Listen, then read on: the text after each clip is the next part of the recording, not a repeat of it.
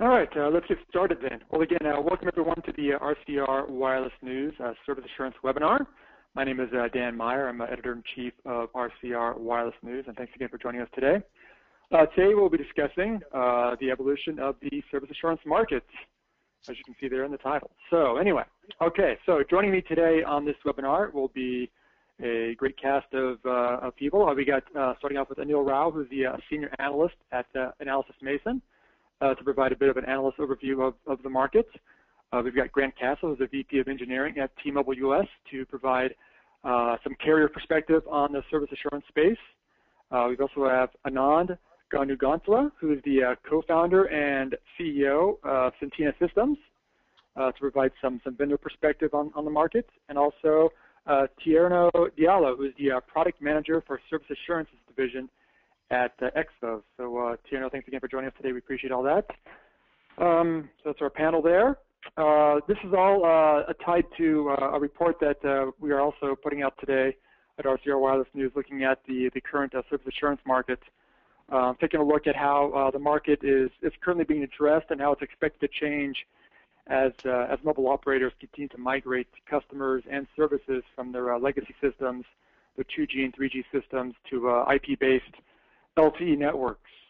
Those networks are being rolled out to support, obviously, the increased demand from consumers for data services. I think we're all pretty aware of that momentum there, but also being asked to support growing over-the-top services, which are becoming a big part of the market, and also a lot of these networks are going to start transmitting voice services, and also to continue to integrate virtualization platforms too. So a lot happening on these networks, and service assurance is a big part of that. So, for this 1 hour webinar, I'll first provide a quick overview of some of the information in the story we are releasing today on the market. We will turn it over to our panel members to provide some insight there on their perspective on the different segments of the market. So again, we should have some good insight into what's going on there. The plan is to leave the final 10 or 15 minutes for Q&A from those of you listening in. So if you do have any questions during the webinar for either myself or the panel members, please feel free to use the GoToMeetings control panel there. There should be a questions tab, and you can sit on the questions there. If you have any questions for a specific member of the panel, please make sure to include their name in the question as well.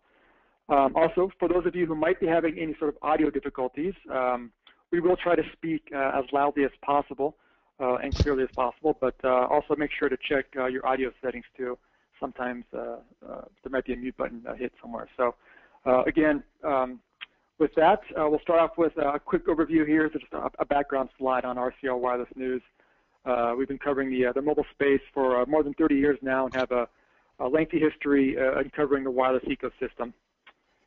All right, so we'll start off with, again, like I said, a quick overview on the story that I did on kind of the topic here.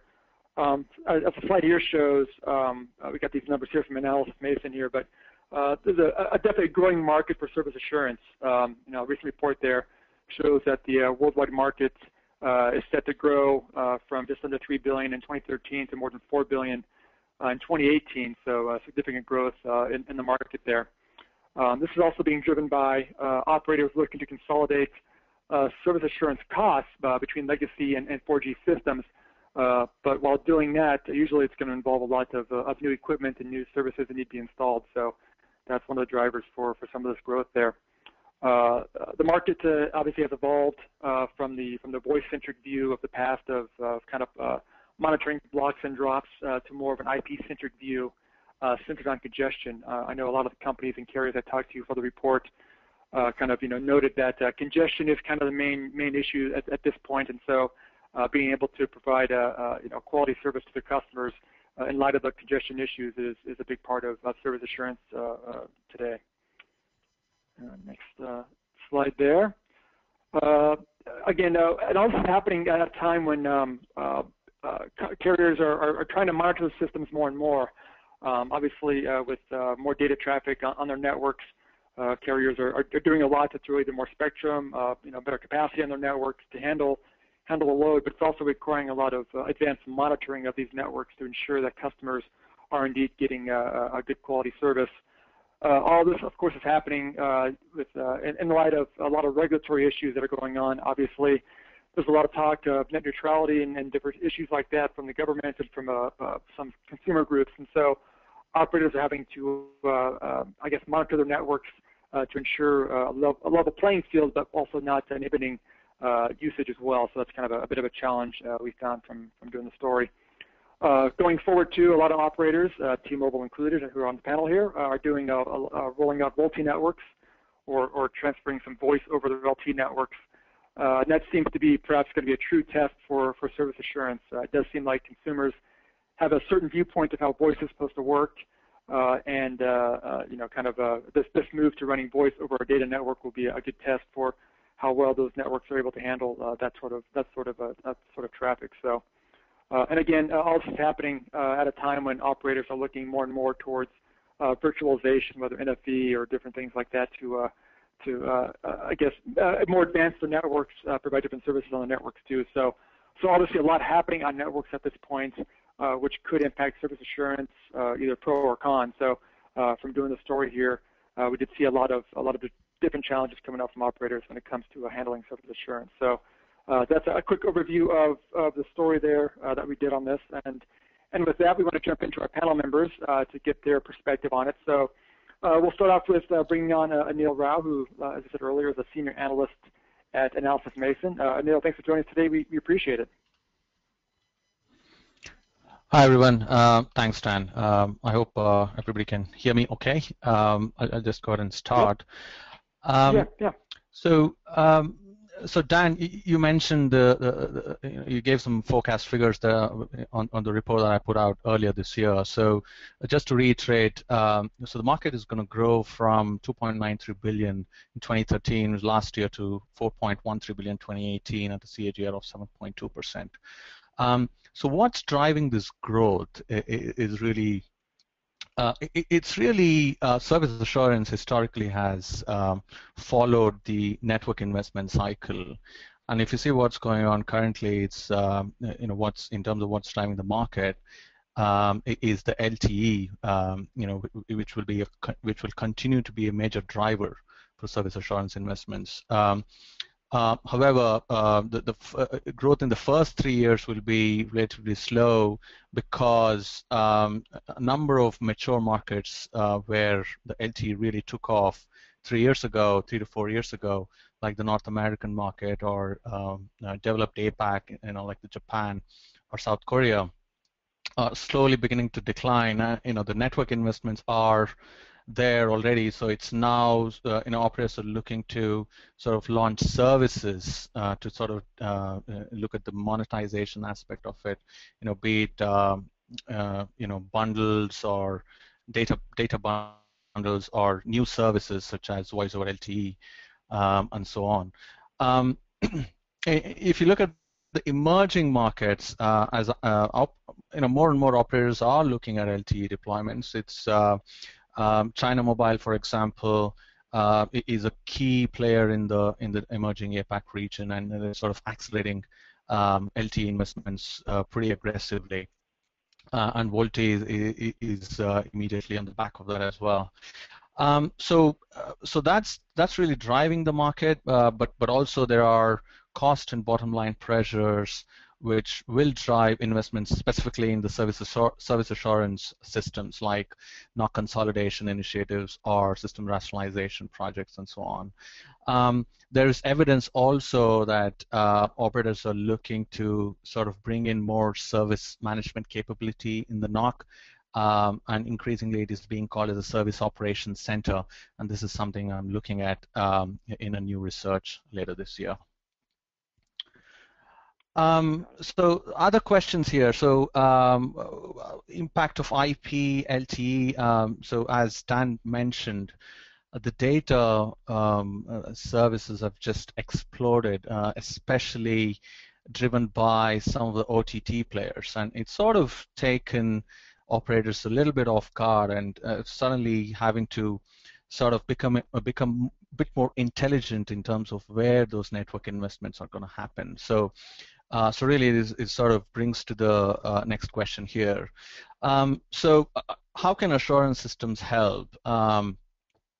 So, for example, service management systems, where there's more and more intelligence being inserted into the NOC and the Service Operations Center, which can actually pinpoint sort of hotspots in terms of the network congestion areas. And what this allows operators to do is to selectively upgrade their networks to sort of allow for the increased data tsunami, if you like.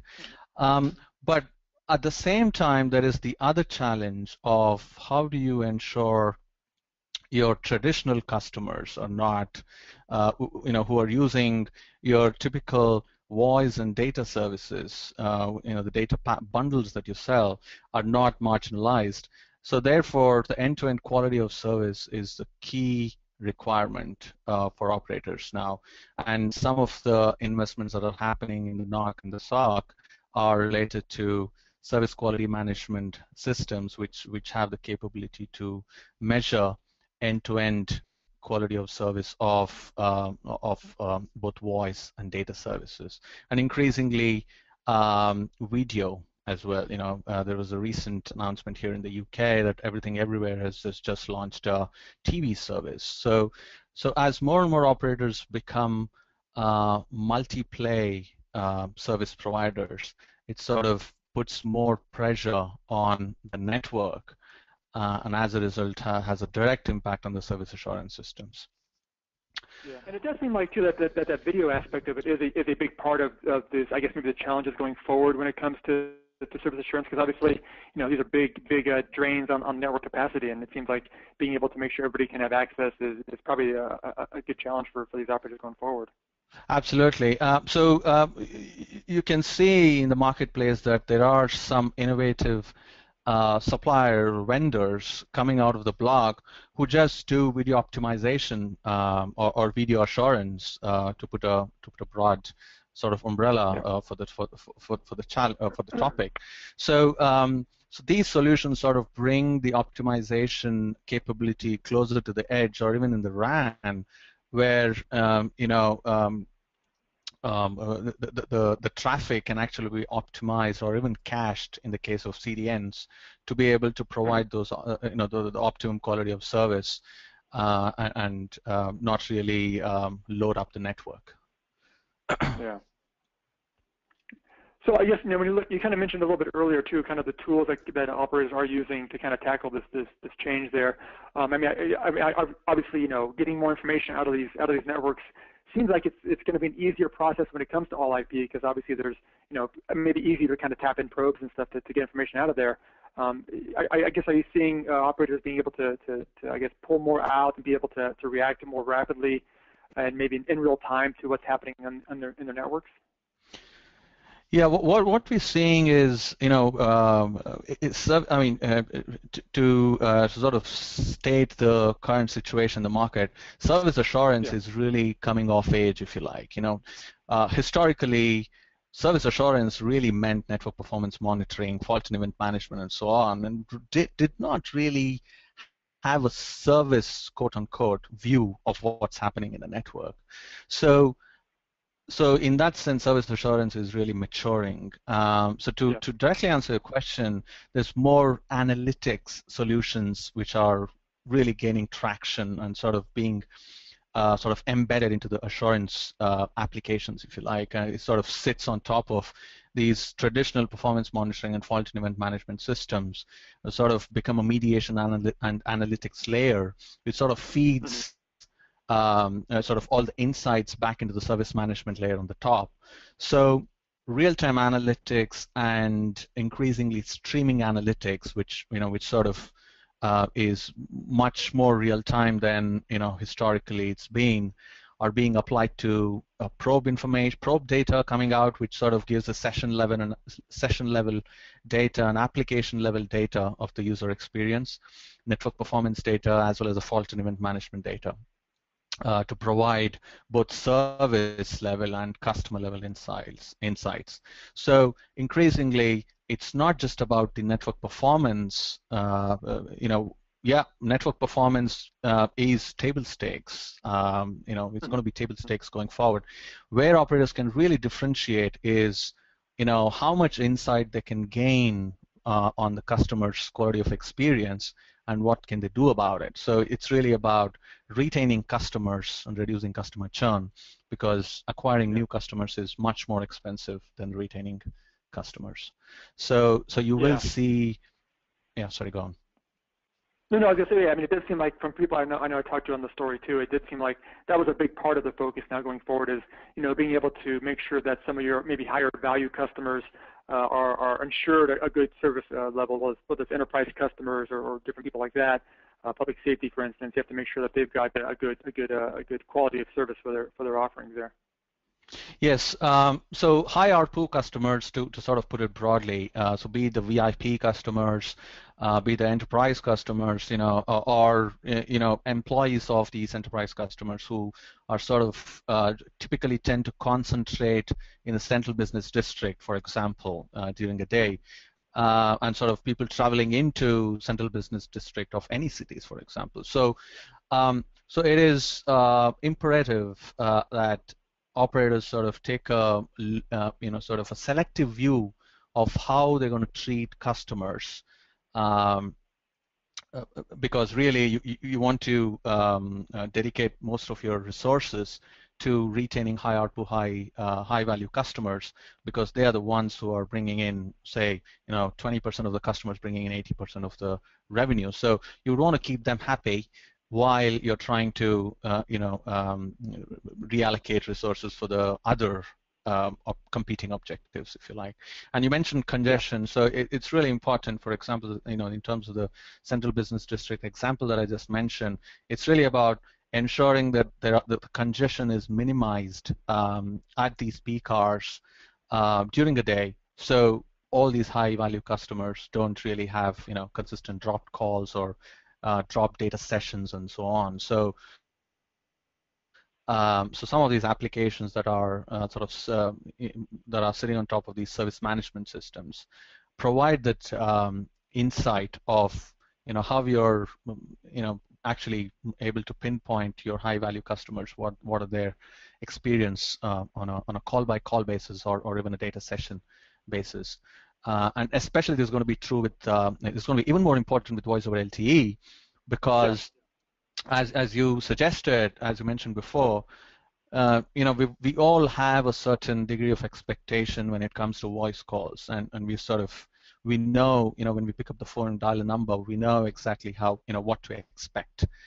But we know, for example, that that's not going to be true with Skype, which is a pure OTT IP application. But we sort of accept the fact that Skype cannot give you the best quality of service because it's free. However, in the case of voice over LTE, even though it's IP voice, you're paying, psychologically you think that you're actually paying for the service, so you expect a much higher quality of service when it comes to voice over LTE. So it's really sort of bringing this all together, all the aspects of things like RAN congestion. Are you able to treat your VIP customers better? Are you able to measure end-to-end quality of service of each of these voice calls? It's sort of bringing all these aspects of service assurance together in a voice over LTE service assurance situation. And to add, because voice is a real-time service as opposed to data, you know exactly what the customer's feeling when there's a call, calls dropped, or even there is a, some of the times you experience what happens on Skype.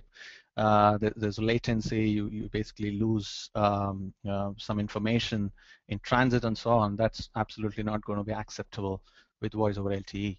So there's significantly more pressure on operators to get voice over LTE right. And in fact, I recently published a report on the opportunities and challenges with voice over LTE.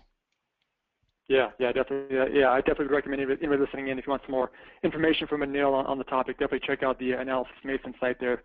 Some good insight there on the service assurance market. But again, Anil, thanks for the insight there. I do actually want to remind those of you who are listening in that if you do have any questions for Neil or any of our panel members, to please use the questions tab there on the GoTo meeting or GoTo webinar control panel there. Send those in, and we'll try to get some of those at the end of the webinar here. But again, thanks to Neil for the insight there. And actually, it was a very nice segue to bringing on Grant Castle, who's the VP of Engineering at T-Mobile US, to get some carrier's perspective there. Obviously, for those of you out there, you might know that T-Mobile is one of the first here in the U.S. to roll out voice over LTE services. So I know we'll get to that a little bit as well. But Grant, thanks so much for taking the time today. We appreciate it. Yeah, no problem. Great, great. Well, I guess we'll start off with, obviously get some insights from you on, I guess, the impact that kind of the rollout for T-Mobile of rolling out LTE. What kind of impact has that had as you guys handle service assurance, I guess, from the back office there? Because obviously you guys, have a very extensive legacy 2G and 3G networks out there now, pretty extensive LTE network as well. How has that kind of impacted how you handle, how you look at service assurance from carrier's perspective? Yeah, good question. T-Mobile put a lot of investment into our UMTS network many years ago, and we were providing very good performance there, and we were very proud of that. But clearly, the LTE momentum in the U.S. was strong, and we had to move towards that. So once we were able to get spectrum available, we moved very quickly. And in fact, in the space of 12 months, we went from nothing to nationwide. Which was a big accomplishment for us, but honestly stretched kind of all parts of our business, including our service assurance platforms. And one of our biggest challenges was, we brought in a platform that we were really happy with, we're excited about putting in. We put it in service. We had, all the capacity ready to go. And by the time we lit it up, we were out of capacity. I mean, the growth it was just tremendous, right? And I think even today we get surprised every day on the growth that can happen there. And I think that's one thing that we've seen with LTE. We've known data can grow quickly, but things change rapidly. And for example, Apple decides to all of a sudden release a phone with a bigger screen equals more data, and boom, all our forecasts kind of go out the window. So I think that's kind of been one of our biggest challenges with the LTE service. Yeah, that's a great point. You're right. I mean, a lot of this stuff is kind of out of your control, really. I mean, like you said, if someone rolls out a new device, I know I was talking to another carrier, and they were saying, even if Apple rolls out a new update to their operating system, for instance, that, if everybody starts downloading an operating system update all at the same time, that tends to kind of all of a sudden hit the network pretty hard as well. So a lot of those things kind of out of your control out there, too. Yeah, absolutely. I think our biggest risk is people's hands get bigger, because these screens keep getting bigger, and every time they do, life gets harder for us. Yeah. Well, I guess maybe looking at kind of, obviously, you guys do have a, pretty extensive history with your UMTS network, having service assurance there. Were you able to reuse anything from that network to help with the LTE rollout, or how is that, I guess, the kind of managing of that move from the 3G to the 4G handled, I guess, from the service assurance side of things? Were you guys able to tap into some, I guess, some actual equipment, or was it mostly just experience there? Yeah, we learned a lot, so it was very helpful. So I felt like we didn't go as blind to LTE as maybe others may have been.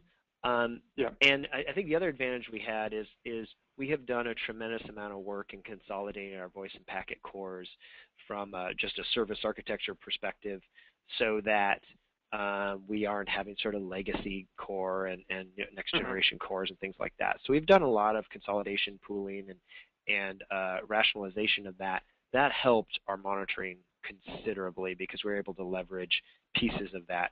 I think our biggest challenge was just scaling those platforms, and that's where our biggest challenge came about.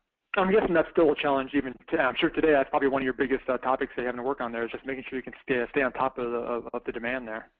Yeah, we've gotten to the point where the volumes are so high that the costs involved with scaling the monitoring platform are sort of unfortunately getting into the realm of what it takes to actually carry the traffic itself.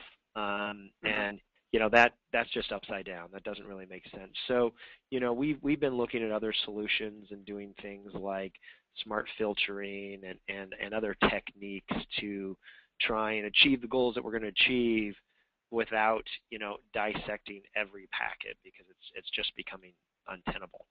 So that's the area we've been working quite a bit. Yeah, interesting. Actually, obviously, it seems like a lot of analytics is a big part of it as well too, for you guys to be able to, once you get the information, what you do with it next is kind of the important part of it. So I'm sure that's a huge challenge too for you guys. Yeah, absolutely. I think big data analytics, a lot of the tools there are tremendously helpful for us to keep up with this, but that's a whole other conversation in and of itself. Yeah, That whole area is also growing dramatically. So we're really kind of on the cutting edge of a lot of these different technologies. So that has definitely made it a challenge. Yeah. Well, you kind of mentioned you guys did have a platform there, you're able to kind of bring on and scale, and obviously to tackle some of this. I guess how has the vendor community responded in kind of providing, making sure that carriers have the platform that they need to really handle this tremendous growth that you guys are seeing on the network? Have you seen pretty good support from vendors and making sure you guys have that stuff available to you?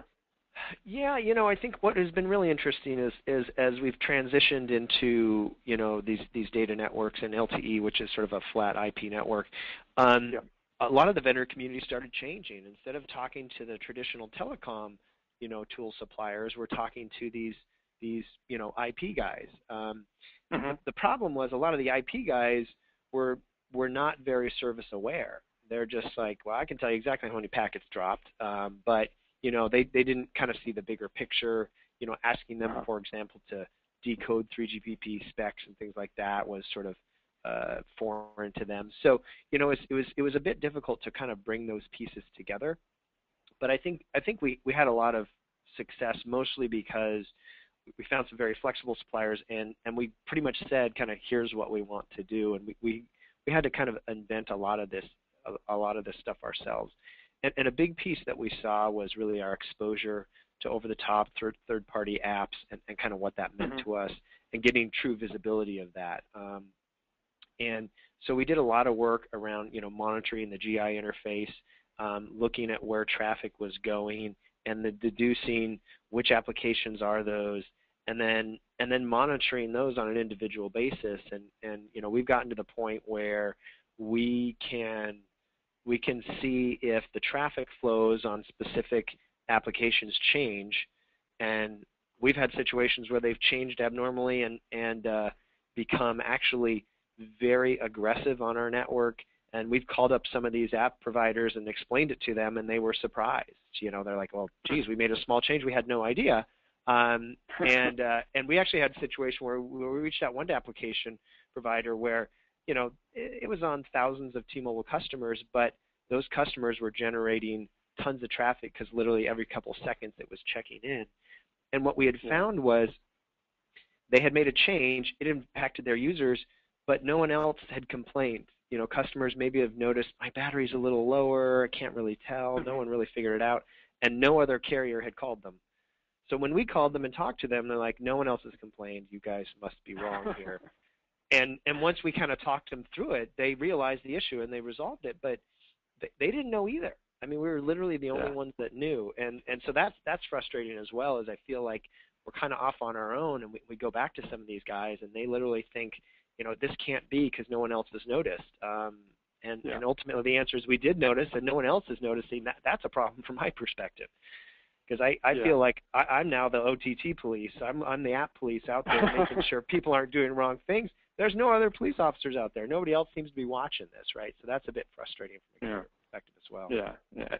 Yeah, and it seems like you guys have been, as one of the carriers out there, one of the more aggressive in really partnering with these OTT guys. I mean, obviously with your streaming music service you guys have launched earlier this year, that seems like a pretty aggressive move into kind of working with these OTT players on a service that could be, somewhat impactful on your network. But you guys have gone out there pretty aggressively to partner with them, and it seems like to make sure you can kind of work the service out across the network. Yeah, you're absolutely right. This is clearly we're not going to beat them. Let's join them.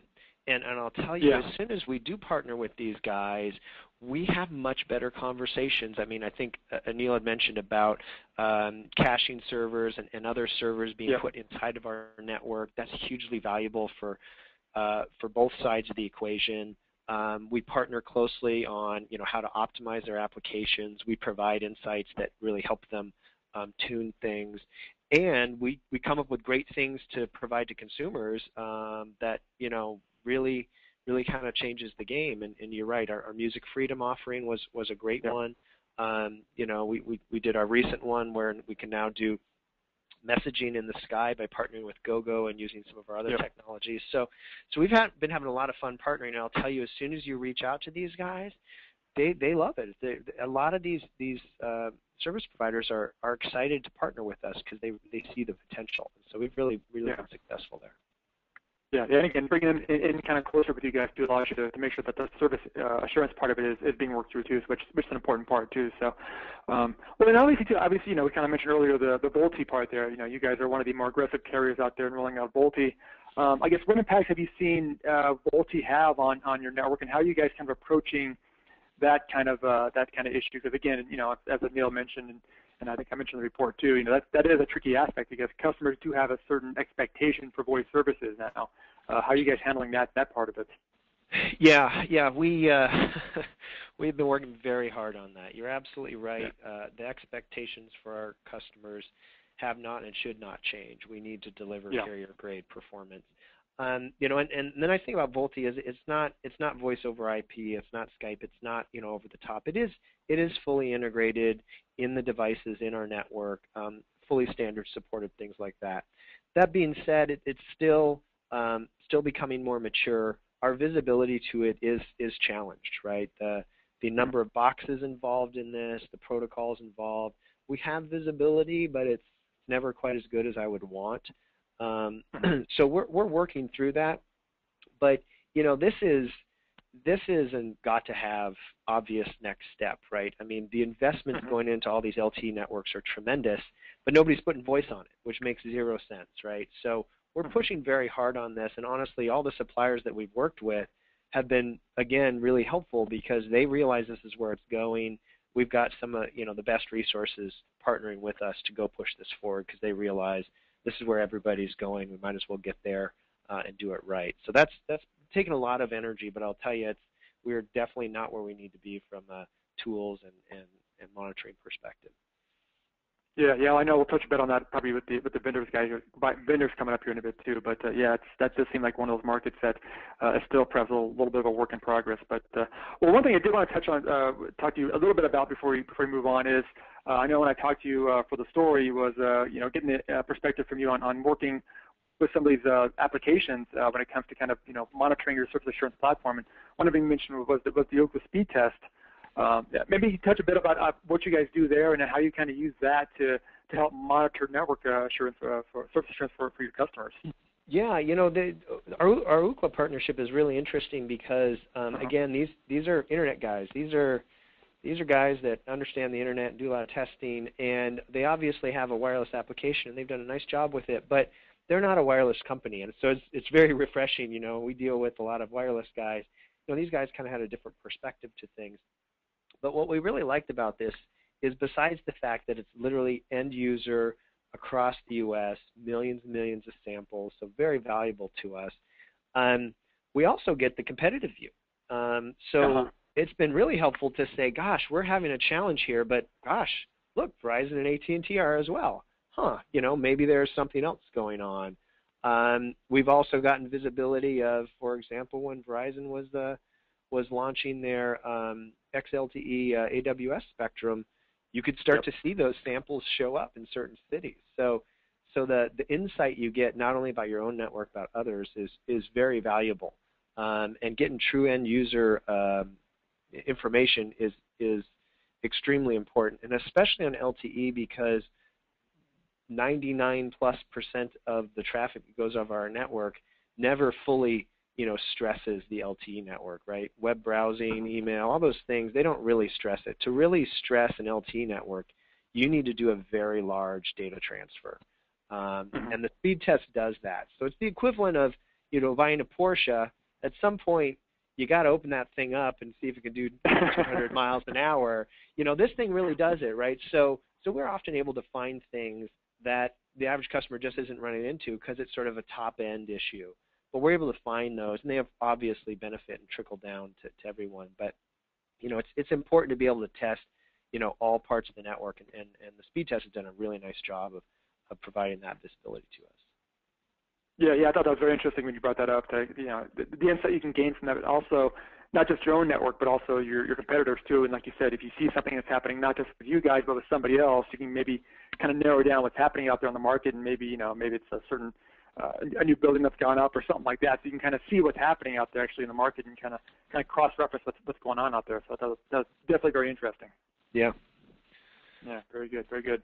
Well, great. Well, Graham, we definitely appreciate the insight there. Obviously, what you guys are doing there has been pretty aggressive with the LTE rollout, so it's good to get your insight there as well. I also want to remind those of you who are listening in that if you have any questions for either Grant or even Anil, please feel free to use the questions tab there on the GoToWebinar control panel, and we will try to get some questions there at the end there if we can. So again, Grant, thanks for the time today. We definitely appreciate that. And now I want to bring on Anand, who's with Centina Systems, to kind of get some vendor perspective on the market there. Anand, thanks so much for joining us today. We definitely appreciate it. A pleasure, Dan. Great, great. Well, maybe start off with, I know when I talked to you kind of for the story, you were mentioning some, hearing some stuff on the market about what carriers are being challenged at when it comes to dealing with the current surface assurance market. I guess maybe you can touch a bit about, what you're hearing out there, and what are some of the challenges you see that perhaps carriers are experiencing when it comes to kind of staying up to date with surface assurance when it comes to the move to LTE and more advanced networks. Sure. I guess the service assurance had two different roles. One is a more tactical and traditional role. Neil hit on it a bit, looking at the fault information, performance information. Looking forward, most customers are looking more from strategic perspective. How can we look after our top customers? That comes to top of their list. And more importantly, what's their experience? How can I tie that across my rest of the organization? So historically, assurance was more a knock play where operations staff look at and react and address problems. Looking forward, again, from strategic perspective, they're looking at integrating into the rest of the organizations. If there are X number of high-value customers producing a big chunk of the profit, making sure that those customers are given the attention all the way from sales to support organization. That's becoming the focus for service assurance. So managing the environments, optimizing the environments from the perspective of capacity management, all that those are given. But given the environment is so tough in terms of making money, I think both your speakers already pointed out, OTT has taken them by surprise. They're providing a lot more bandwidth, a lot more service for a lot less dollar. Every day there's competition, race to zero in terms of what a service would cost. So shift from folks that are looking at dollars and cents is a shifting, well, how can I use service assurance to really elevate the pitch? How do I make sure I look after my customers that are paying the bills? Yeah. And it doesn't seem like that, I guess, from your perspective, that the operators are doing a pretty good job at that to this point. I mean, obviously, there's a lot happening on networks nowadays when it's the move to LTE or VoLTE or things like that. A lot happening out there. Does it seem like the operators are to this point doing a pretty good job? And I guess looking at that too, I mean, how well are you guys able to I guess, help them along that process too? Because obviously, without the vendor support, a lot of this is not possible for operators to do. Sure. So some of the points Anil made were true. Historically, service was not really part of the service assurance, very network-centric solutions. But newer generation vendors, including Centina Systems, that's been the focus from the inception. The innovation has been, well, we got to do what the legacy did, but we have to enable the operators in achieving these newer goals in terms of focusing on the customer experience, in terms of giving the visibility at a service level so entire operations could be more proactive as opposed to reactive. So I think the next generation vendors are able to tag on and offer. But, again, even though it's a $4 or $5 billion market, it's very vast. Service assurance for every operator varies a bit. In fact, even within an organization, the service assurance mean different things to different stakeholders. But definitely for those that are looking at managing at service level, looking after strategic customers, I do believe the solutions are there for the prime time. Yeah, and it's interesting too, because I mean, I think even Grant kind of mentioned too that it does seem like that it's almost these new players that are coming into the market who perhaps are maybe more well positioned for handling service assurance going forward, as opposed to those who have, a lot of legacy perhaps issues going on. So it does seem like, obviously like what you guys have, but it seems like that's kind of an important part of this, is to have at least that forward-looking part of the services out there. That's right. Yeah, okay. Well, now I guess, Grant kind of talked about it and sort of Neil a little bit too, but obviously VoLTE is kind of a new kid on the block here when it comes to perhaps a technology that can stress networks. I guess what do you think when it comes to VoLTE and how that's maybe impacting the space, and how are you guys adjusting your service offerings to kind of handle that new dynamic of voice now traveling over these networks? This is a very good question. In terms of carrying voice over packet networks, that's not new. With the VoIP, especially on the enterprise VoIP side, the whole concept of notion of taking a circuit switched voice into packet world has been proven already. Yes, Skype don't give you the quality of service that you're looking for, it being free, or even if it's paid, it's a very tiny bit you pay for it. But in the enterprise world, that's not the case. Most of the enterprises have already migrated from having packet switched PBXs and packet switched environments into, the circuit switched to packet switched world. So I think a lot of concepts are already there. I think it's going to be a question of more commercials. If you want to assure voice, you need to have a certain real-time analysis, and the pro-based solutions tend to do better in those environments than non-pro-based solutions. But pro-based solutions also tend to be a lot more expensive in terms of rolling out, and it becomes a question of, voice, what's the revenue that an operator can tie to voice? Okay, well, they got offer voice, but if you're offering $50 per month, unlimited everything, what part of investments can go in assuring the absolute best quality in the voice quality? So my feeling is, yes, I think carriers recognize that voice is important. They need to provide that quality that's expected from the customer. It's all going to be a question of what kind of investment would make sense given the competitive environment of ARPU from the customer base. Yeah, that makes sense too. But it's not a technology question by any stretch. The technology exists. It's proven. Is really adapting the technology to the voice over LTE environment. Got it. Okay. All right. Makes sense. All right. Well, I guess maybe just a final wrap-up question. I mean, how do you feel that, I guess, the vendor community has done in kind of providing these platforms? Obviously, it seems like you guys are pretty well advanced in bringing out these the probes and different things for operators to stay on top of this. I guess looking at the market in general, how well has the vendor community done in staying up to date and staying on top of this for operators? Sure. I think there was definitely period of lull between mid-2000 to late 2000, but things have refreshed. In fact, there's a lot of excitement in the vendor community.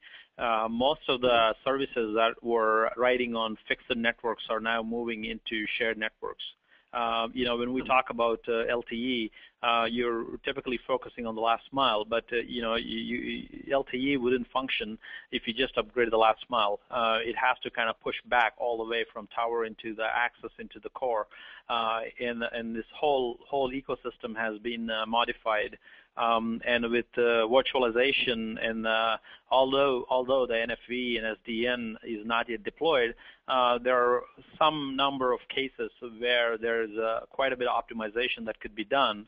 And by definition, when you're sharing resources to maximize the utilization among multiple applications, the role of assurance is going to become extremely critical. You got to be able to monitor and measure these services. If you got to deliver a certain level of quality. So to me, opportunity is quite significant. And I think it's going to be definitely moving from access into more core on how you optimize the core and how you can virtualize and how you can actually coexist with the legacy environments. And assurance has a dramatic play there. Yeah, that's a good point too. Yeah, I probably should have brought that up a little earlier, but obviously the virtualization aspect of this does seem like there's quite a bit of opportunity there for operators to kind of, like you said, kind of manage things or migrate things to a central core using virtualization. Makes it a little bit easier that way too. So absolutely, virtualization again would not take over the world, but I think there are areas where virtualization is not the best fit. But again, there are a number of other applications where it's a high volume devices, and it absolutely makes sense to deploy that technology. Yeah, that sounds great. Well, no, thanks for the insight there, and definitely recommend to those listening in that if you want some more information from Centipus, and definitely check out the website there. Some pretty good insight there as well. So thanks, Anand, for the time. And also, I want to remind those who are listening in that if you get any questions for our panel members here, either for Neil or for Grant or for Anand, please feel free to use the questions tab there. And we'll try to get some questions here if we can. We're running probably a little behind time here, but we'll definitely share those questions with our panel members as well, too, for some potential follow-ups. So feel free to send those in. But with that, I want to bring on our final panel member here, who is Tierno Diallo, who's the product manager for service assurance at Expo. Tierno, thanks so much for joining us today. We appreciate it. Yeah. Well, thank you very much for having us. Great. Well, maybe a quick introduction for you guys. Maybe you can give us a minute or two on kind of on Expo, what you guys do, and how you guys participate in the service assurance space. Yeah. So basically, we're a company that's been on the market for about 30 years now. We've been heavily involved with service assurance, but also service creation and network deployment and optimization. Number one in worldwide in optical testing, and rapidly growing in the service assurance market also. Got it. Okay, that sounds good. Perfect. Well, maybe start off with getting some insight from you. Now, one thing I wanted to touch on a bit was, and I kind of touched a little bit on in the report, was kind of looking at some of the non-traditional connection methods, and like Wi-Fi, and how that's perhaps impacting how operators handle service assurance. I mean, it does seem like operators are becoming a little more, I don't know about aggressive, but perhaps a little more open to non-standard services, non-licensed services when it comes to providing services to customers. Are you seeing any sort of impact that those are having on the market, and how is that being, I guess, handled from a vendor perspective? That's a very good question. What we've seen, especially in the context of Wi-Fi, has been really what we call the HETNet, right? It's basically a brand new method, a brand new access point to the existing mobile network, whether we're talking about small cells, whether we're talking about Wi-Fi access points and whatnot. And essentially, it always goes back to what is the subscriber doing with it, and are they paying for it? If they're paying for it, there's obviously going to be an expectation of quality, whether we're talking about quality of service or quality of experience. If they're not paying for it, then there's really not much to do there. It's just a service that's available, and that becomes almost a best effort aspect. And working with our different partners, what we've seen is that it really boils down. Wi-Fi brings significant challenges. Obviously, it's not. It doesn't cover a very large area, so we're talking about concentration of Wi-Fi hotspots. There's all kinds of aspects in terms of registration, mobility. There's also economics in the back there. You're not always going to own the backhaul between that Wi-Fi access point and the mobile core. So obviously, there's going to be third-party providers, third-party contractors. So from a service assurance perspective, that this type of new access points or access methodologies actually raise significantly the need to have a service assurance solution. Because as long as the customer is using those access points, they have an expectation of quality, and service assurance is really there to make sure that the quality of service and, more importantly, the quality of experience is maintained for those different subscribers. Yeah, that's a good point. You're right. If someone's paying for something, they're going to have that expectation of how it's going to operate. And if they're logging in through an operator and it doesn't work, they're obviously going to call that operator, and that becomes a customer service issue, and then kind of snowballs from there. So it seems like that's always a big challenge to make sure that if someone's paying for something, there are those expectations that they're going to have for how it's going to work. So it's always a challenge. Absolutely. Yeah, definitely. Well, Yeah, I know some of the other panel members had mentioned, kind of the real-time aspect of monitoring for service assurance, and it does seem like that the market, at least from those I talked to for the story I was working on, it seems like it's kind of changed a bit over the past several years from, the monitoring, the timing of monitoring. I mean, it used to be, you always wanted to get some real-time information, but you were able to, maybe spend 10 or 15 minutes to react to something. It seems like now that it's that time frame has been reduced to where something's happening on your network, you almost have a minute or less to really react to what's happening out there to make sure that customers aren't having a degradation of service. How is that, I guess, how is the real-time monitoring really kind of impacting how you guys approach, working with operators on their service assurance needs? But that's a very good question, and again, I'm very sorry to repeat myself. That always boils down to the subscribers, and as users of the network, as users of the LTE network, we're becoming more and more impatient. So any issues, anything that can impact the quality of experience, needs to be resolved as fast as possible, or most likely the subscriber becomes, engaged with the situation, start, customer issues and whatnot. So we've seen definitely an increase in real-time monitoring. People want to know as fast as possible what is happening, and it's not only from, from a monitoring and assurance perspective, but more importantly now from a troubleshooting perspective also. The mean time to repair a window is becoming smaller and smaller. So as soon as degradation is happening or failure is happening, you want to be able to react as fast as possible and dispatch the proper teams to address the concern, or else it's going to start impacting more and more users and subscribers at the network. So definitely real-time monitoring is becoming a critical aspect. And again, from a service assurance perspective, that becomes significant challenges. If you start doing a lot of real-time monitoring, the amount of data that is being monitored, that is being aggregated, calculated, measured by whether we're talking about probes or network element becomes significant. So it all becomes part of the overall challenge. Yes, we want to have real-time monitoring. We want to be able to look at performance as fast as possible. But in the other way, do we have the equipment, we have the infrastructure, do we have the solution that is able to handle, millions and millions of data sets per second and whatnot? Yeah, I think Grant kind of mentioned that too, is the fact that, it's probably a whole different conversation, but obviously the analytics and the big data part of this is definitely, I'm sure, a big part of service assurance, and again, that's a topic that we could spend another couple of hours talking about, but that seems like that's becoming an integral part of all of this, is the fact that, you can get this information to help maintain service quality, but it's a matter of parsing through all that information to make sure you get the right information out of there so you can react in near real time, or real time if you can, to what's happening on the networks. That seems like that's a big challenge. Absolutely, and on top of that, what we've seen also is that it's not only a question of reaction and troubleshooting, but it's also a question of business intelligence. There's a lot of decisions that are made based on the state of the network. Where do we do, for example, capacity planning, capacity upgrade? Where do we start doing changes? How is this change impacting our end users and whatnot? So there is a significant need for big data, and that's definitely an area that we're focusing on. But there's also a need to manage this data, make sense of it, and be able and help operators make critical business decisions. Yeah, makes sense. All right. Well, I know I kind of mentioned this to on this as well, but I guess it's kind of interesting to get perspective maybe from someone else too on how the vendor community is changing in order to help operators deal with maintaining these service assurance levels. I mean, obviously, the move to LTE has put a big pressure on a lot of operators. Now with VoLTE, it's putting pressure on operators. How's the vendor community, from your point of view, how are you guys reacting to these needs? I mean, obviously, it's a lot of work on your behalf too to kind of make sure that the platforms are out there and you have an update what you offer. So how are you guys able to kind of react to this change and this demands from your operator customers? So we've seen those changes. We've been doing this for the last 30 years. We've been growing solutions. We've been working with operators out there. And we've seen definitely the evolution from being simply an availability, monitoring availability of services, to now focusing more and more quality of experience.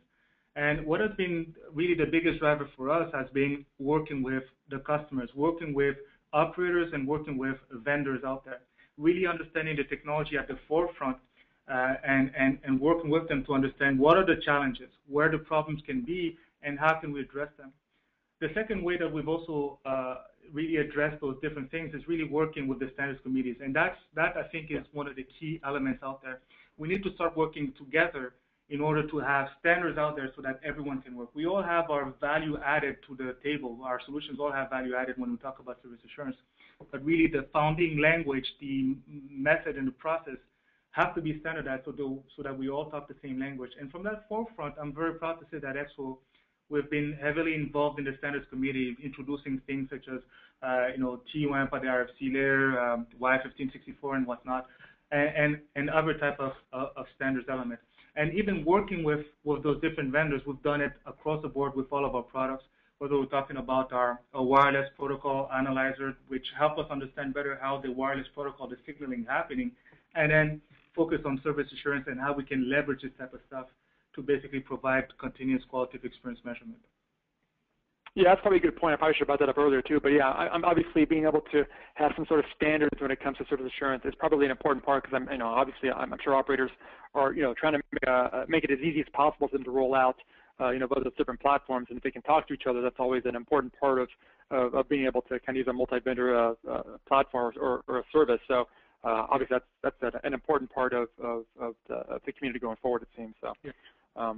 Yeah, well, I guess maybe one thing we touched, Anand kind of brought it up too, and it's been talked about a little bit, but the virtualization aspect of this, I guess how does EXO see kind of that move towards virtualization, and what impact will virtualization, from your point of view, have on the service assurance market? Yeah, I think virtualization is definitely something that's bound to grow. I mean, it's as significant as switching was to switches were to hubs and whatnot. The ability to customize the offering, the ability to change real time the application, and more importantly, to provide value-added services, whether we're talking about at the edge or at the core, we've really seen a move towards that. And from a service assurance perspective, I mean, we see virtualization as a tool that enables operators to do more with less. But ultimately, again, I'm sorry to repeat myself, looking at the subscriber doesn't care that it's an FE. The subscriber is buying a mobile service, is buying 50 meg of bandwidth, is buying high-speed internet access. They don't care what's happening on the infrastructure side. So from a service assurance perspective, in the context of NFV, we still need to continue to ensure that even a virtualized application is performing as well or as it should do as a non-virtual application, dedicated application. And the second aspect to that, again, is back to troubleshooting.